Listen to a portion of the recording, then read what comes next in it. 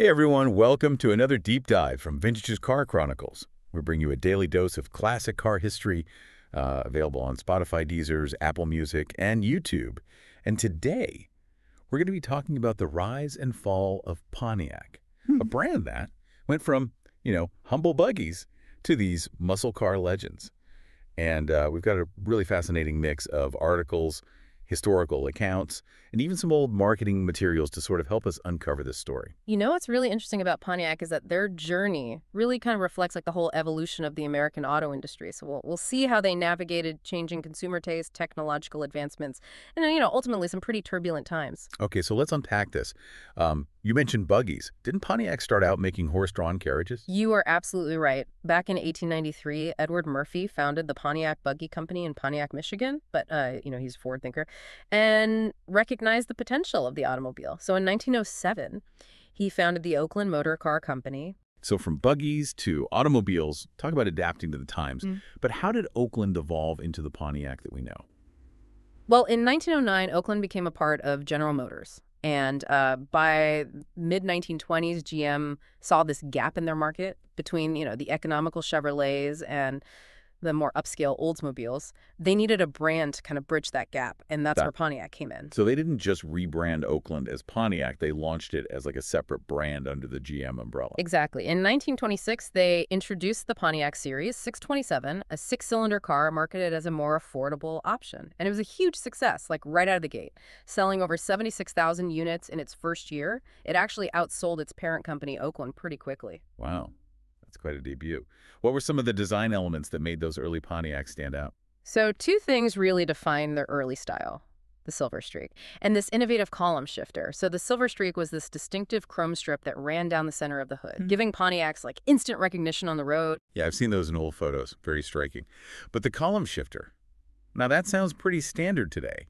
What was so innovative about it back then? Oh, it was a pretty big deal. Before the column shifter, most cars had these floor-mounted shifters, which took up space and could be awkward to use. Pontiac's column shifter freed up space in the front seat and simplified the driving experience. And it was so well received that, it eventually became like the industry standard, a testament to Pontiac's early focus on practicality and innovation. That's a great example of how Pontiac influenced like the entire, automotive landscape. So they had this early success, but then came the Great Depression. How did they weather that storm? Like most automakers, Pontiac faced tough times during the Depression. But, they managed to persevere by focusing on building reliable and affordable cars. Their straight-eight engine models introduced in the 1930s were particularly popular for their combination of power and value. Yeah, and I imagine World War II brought about another period of adaptation for Pontiac. Absolutely. Like many American companies, Pontiac shifted gears to support the war effort. They halted car production and instead, manufactured weapons and parts for the military, demonstrating their manufacturing flexibility. From buggies to cars to wartime production. It's amazing how adaptable they were. But after the war, things started to change. In the American car market, right? That's right. The post-war era brought this new sense of optimism and prosperity. And car buyers were looking for something, more exciting than just basic transportation. In the 1950s, Pontiac was still seen as a bit conservative. But that all changed when two key figures stepped onto the scene: Seaman Bunkie Knudsen and John Z. DeLorean. DeLorean as in the Back to the Future DeLorean? The one and only. He was a rising star at GM and played a crucial role in shaping Pontiac's future long before his own car company. Okay, so here's where it gets really interesting. Tell me more about Knudsen and DeLorean and their vision for Pontiac. So Knudsen became Pontiac's general manager, and DeLorean was a key engineer. They both shared this vision of transforming Pontiac into this performance-oriented, youth-focused brand. They wanted to inject some excitement and style into Pontiac's image. So ditch the sensible family car image and go for something a bit more rebellious. Exactly. And one of Knudsen's first bold moves was actually pretty shocking at the time. He decided to get rid of the iconic silver streak styling for the 1957 models. It had been a Pontiac signature for decades. But he felt it was time for a fresh, modern look. Wow. Talk about a gamble. That must have been controversial. Did it pay off? It was a risk, but it worked. Pontiac's sales started to climb. And then in 1957, they introduced the Bonneville, which featured Pontiac's first fuel-injected engine. It was a limited edition model. But it signaled the start of something special. Pontiac's golden age, you could say. Ah, the muscle car era is on the horizon. I bet the GTO is coming up next. But before we get into all of that, I think it's time we take a closer look at some of those specific models that help define Pontiac's image. Yeah, you're right on track. The Bonneville was a sign of things to come. It showed that Pontiac was willing to embrace performance and style. And that set the stage for what many consider to be their most iconic era, the muscle car era. And you can't talk about Pontiac muscle cars without talking about the GTO. And you can't talk about Pontiac muscle cars without talking about the GTO. It's a name that still evokes a sense of power and excitement even today. What made the GTO such a game changer? Well, you have to remember the context of the early 1960s. GM had this unwritten rule about not putting big engines in smaller cars. They wanted to keep their divisions, clearly separated in terms of performance and price. But DeLorean saw an opportunity to kind of challenge that rule. He sounds like a bit of a rebel. Yeah. So how did he manage to create the GTO, despite this corporate rule? He was definitely willing to push the boundary. So instead of creating a completely new model, he cleverly introduced the GTO as an option package for the Tempest Le Mans in 1964. An option package. So it wasn't even his own model line at first. Exactly. But this option package included a 389 cubic inch V8 engine, a powerhouse for the time, that completely transformed the Tempest Le Mans into a muscle car. It could outperform almost anything in its class and quickly became a sensation. That's a brilliant strategy. They essentially snuck a muscle car onto the market. And I imagine that success blew that unwritten rule right out of the water. Did the GTO kick off the muscle car wars? Or were other manufacturers already heading in that direction? Well, the GTO is often credited with igniting the muscle car craze. It captured the spirit of the times, youthful rebellion, a desire for speed and power, and a touch of coolness. Other manufacturers were experimenting with performance, but the GTO really captured the public's imagination and forced the competition to catch up. It's interesting how a single car can have such a huge impact on an entire industry. But Pontiac's muscle car era wasn't just about the GTO, was it? What other iconic models came out of that period? Oh, there were so many. You had the Grand Prix, which debuted in 1962 as a personal luxury car, perfect for cruising in style. Then in 1967, they introduced the Firebird, their answer to the Ford Mustang. The Firebird was a pony car, a term that emerged to describe this new breed of sporty, compact coupes that were taking the market by storm. Ah, the pony car. A true icon of the 1960s. But why pony car? Is it just because of the Mustang's name? Well, it's a bit of a play on words, but captures the essence of these cars. They were sporty and powerful like a wild Mustang, but also relatively small and affordable compared to the larger muscle cars. And of course, the Mustang's success played a huge role in popularizing the term. Okay, so the Firebird joins the GTO and Grand Prix as a key player in Pontiac's muscle car lineup. Any other models we should mention? Well, in 1969, they introduced the Grand Am, this sporty compact that appealed to a wider audience. It offered this balance of performance and practicality, making it a hit with families and enthusiasts alike. So by the end of the 1960s, Pontiac had this truly impressive stable of performance cars, something for everyone who craved a bit of excitement behind the wheel. They were firing on all cylinders, so to speak. But it wasn't just about winning hearts and minds on the street, was it? Pontiac was also a force to be reckoned with on the racetrack. Absolutely. Pontiac had a strong presence in both NASCAR and NHRA drag racing. Their engines were known for their power and durability, even after GM officially withdrew from factory-backed racing in 1963. Wait, so they continued to win races even without direct support from GM? That's pretty impressive. It speaks to the quality and performance of their cars. Drivers like Glenn Fireball Roberts continued to win races in Pontiacs, proving that their cars were truly built for speed. It was almost as if the racing spirit was ingrained in Pontiac's DNA. It sounds like racing was essential to Pontiac's image and identity, even when they weren't officially involved. But beyond the cars themselves, their marketing played a big role in shaping their image right. I've heard about those iconic illustrations by Art Fitzpatrick and Van Kaufman. What made those so special? Oh, those illustrations were more than just advertisements. They were works of art. Fitzpatrick and Kaufman captured the essence of Pontiac style and this aspirational lifestyle. Their paintings often featured Pontiacs in these glamorous settings, like coastal highways or chic European cities. They transported you to another world, a world where you were behind the wheel of a Pontiac, living the good life. It's amazing how those images can evoke such a strong emotional response.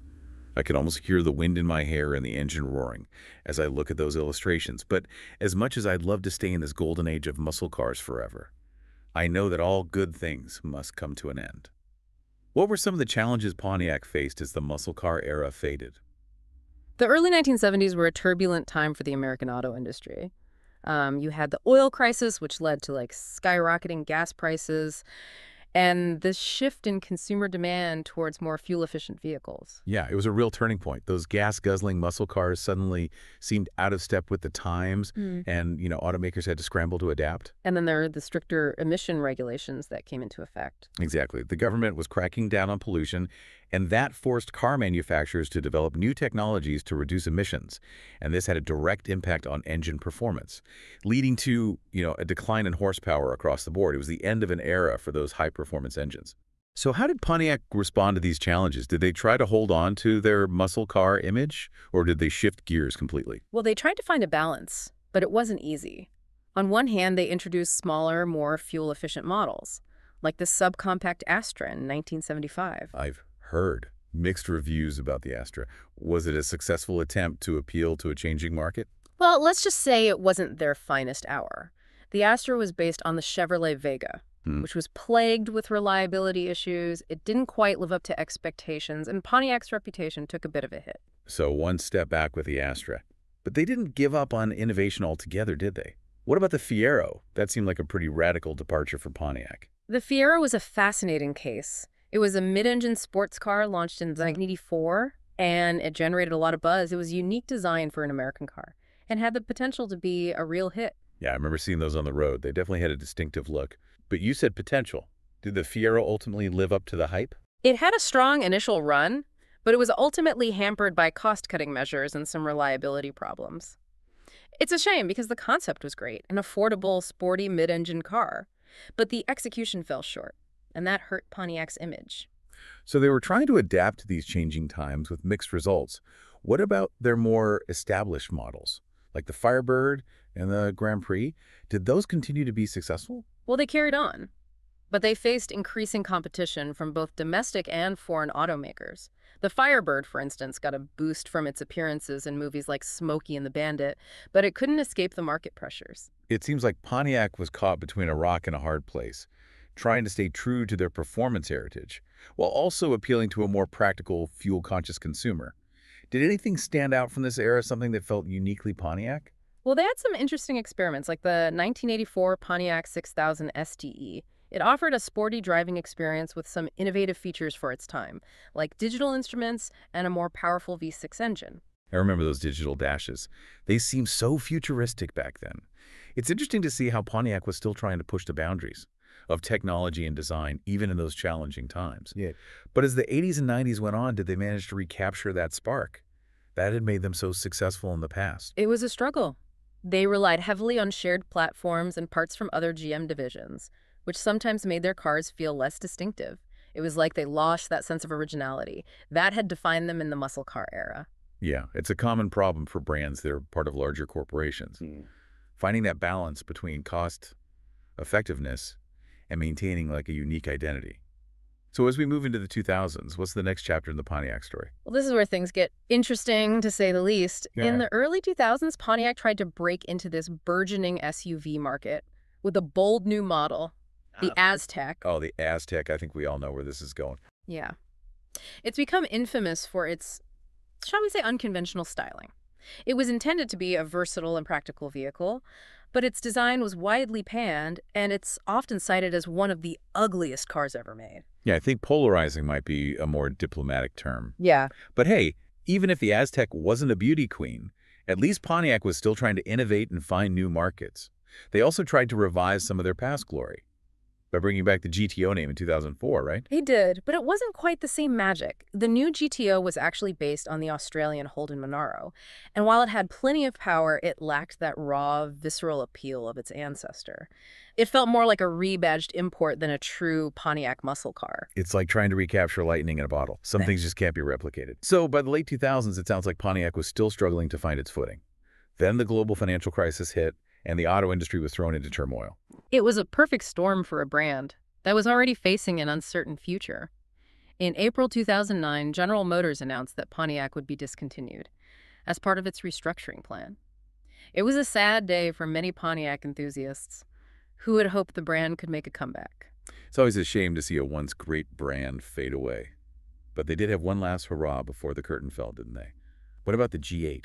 The Pontiac G8, introduced in 2008, was a truly fitting swan song. It was a powerful rear-wheel drive sedan based on the Australian Holden Commodore, and it received rave reviews. Many considered it to be like the best driver's car Pontiac ever built.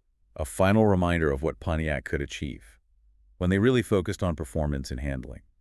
But sadly, it wasn't enough to save the brand. No, it wasn't. The last Pontiac, a white G6 sedan, rolled off the assembly line in January 2010, marking the end of an era. So Pontiac's story is one of innovation adaptation successes, and ultimately challenges that they couldn't overcome. What do you think Pontiac's most enduring legacy is? For me, it's the way they captured the spirit of American car culture, especially during the muscle car era. They created cars that were powerful, stylish, and aspirational. They represented freedom, individuality, and a love for the open road. Even though the brand is gone, that spirit lives on in the hearts of car enthusiasts who still cherish those classic Pontiacs. Well said. Pontiac left a lasting mark on the automotive world. And that brings us to the end of our deep dive into the history of Pontiac. A big thank you to all of you for joining us on this journey through Pontiac's rise and fall. Remember, new episodes of Vintage Car Chronicles are released daily, so be sure to subscribe and follow us on Spotify, Deezer, Apple Music, and YouTube to stay up to date on all things classic cars. Until next time, keep those engines revving.